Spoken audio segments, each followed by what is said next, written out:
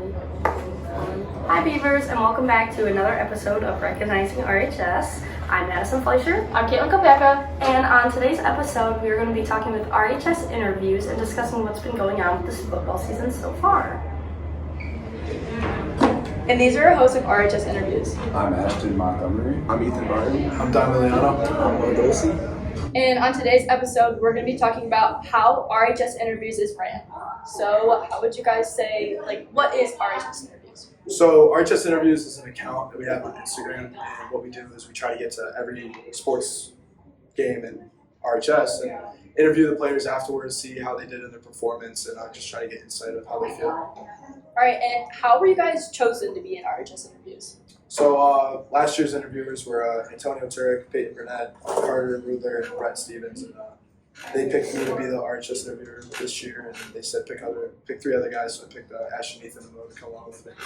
All right, and how is it working together? Are there any challenges you guys face?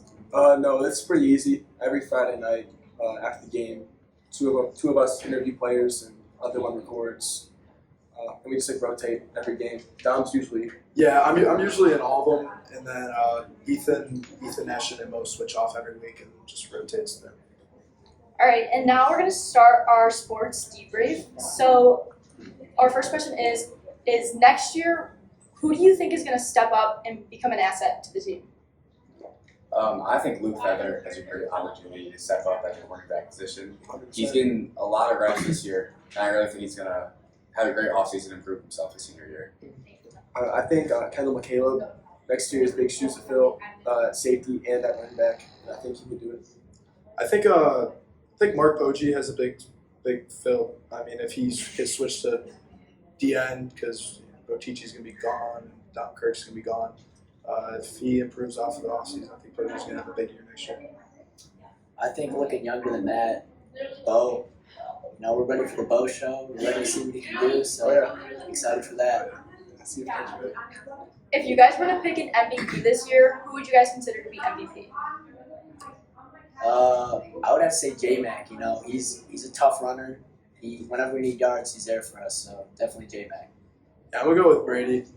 Obviously, watching the game so far, Brady's a very reliable receiver for Mikey. Anywhere the coach needs him, he'll be there on defense and offense, both ways. So yeah, I'm going to have to go with Brady. I'm going to have to say Mikey. Ever since he stepped up his junior year, he's been a difference maker. Obviously, Tony Fisher, award winner. It's pretty impressive, so I'm going to say Mikey. I'm going from a different side of the ball. Defense, Antonio Bottici, he's having a great year. He's one of the focal points of our defense. I mean, he's great in the run. He gets after the quarterback almost every play. He's unstoppable. And do you guys have any opinions about coaching? Yeah, I feel like for the coaching this year on just the offensive side, I feel like the defense is doing a great job so far. So credit to Coach Ish. He's doing a great job defense. But offense, I feel like we got to be more aware with how much Mikey can do in a game.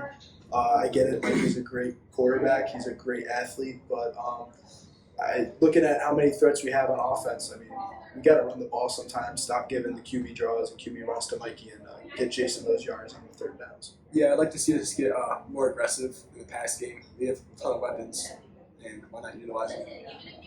And it's a homecoming game, so let's have some fun, throw some trick plays. It's South, so might as well just open up the full playbook. South is South. Yeah. Got to do some stuff. I also feel like we should use Ethan Ross more. We've been throwing to him a lot more the past 2 games. I think he has 3 touchdowns, so definitely got to use him. Yeah.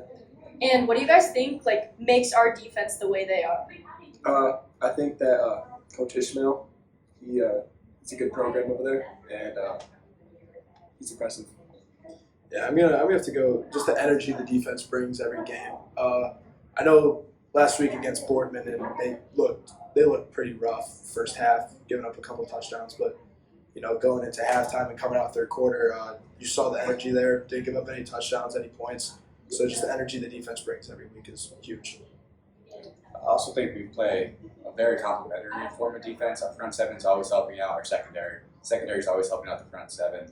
And I also think that's credit to how versatile athletes that we have on our defense. Almost every starter is a multi-sport athlete, and I think that is really impactful. a lot of dudes transferred this offseason, made some big changes. Just to go off to like what they said, you know, we got some key guys. We got Dom, we got Brody, we got Teej, Donovan, West, Sam. We just got so many guys that can just blow up plays. All right, and the injuries that have happened this year so far, like what are the effects they have on the team? I mean, injuries is a big part of sports. I mean, it's going to happen, especially football. Football is a very physical sport, so I mean, injuries happen a lot, but it's just the way you bounce back or the second string step up for the first strings. So we've seen a couple injuries so far. I mean, Brody broke his tibia. We saw Dom go out. I mean, there's a bunch of guys that have bumps and bruises. Yeah, Dez too. So it's the way the second stringers step up and how they want to perform. I also think you could look at it in a positive way, though, that we should be healthy going into the playoffs, and we're a team that's looking to make a very deep playoff run, maybe contending for a state championship. So it's nice that sort of the weaker part of our schedule is when these guys have time to get healthy. Yeah, especially beating those teams that we're supposed to beat by a lot, so we can get in those second stringers. They can get their reps in, and we can rest the starters. All right, and do you guys have like, any thoughts of like how the Menor game went and like what went wrong? I think in the first half, nerves were definitely a factor. But once we shook them off, caught our stride, they couldn't stop us. Yeah, I mean that was probably one of the biggest games in Riverside football history. I mean, that's the big Lake County matchup, and knowing how the game ended last year against Menor, they wanted it more than Menor wanted it. And I sold out 2 days. Yeah, I'm glad we came out the way we did in the second half, and we pulled out that win because it was pretty big. And honestly, like seeing our team go down 17-0 in the first quarter, I wasn't worried because I know the type of guys that we have on this team. And I know that they're never going to back down. Like even the Marvin game last year, we went down big in the first half, and they always rally back because they have so much heart. And that's really, really important. That Board's halftime speech went crazy. Yeah, Always Ford's halftime speech. went crazy. All right, thank you guys for being on the podcast. Thank you for having us. Thank you so much for listening to this week's episode. We would like to thank our sponsors, Sidewalk Cafe, Shooting Fence, Max Strength Fitness, and Smoking. If you have any questions or recommendations, please email us at recognizingrhs@gmail.com or DM us on Instagram at recognizingrhs. Make sure to keep up with us on Apple Podcasts, Spotify, Podbean, and YouTube. And tune in next month.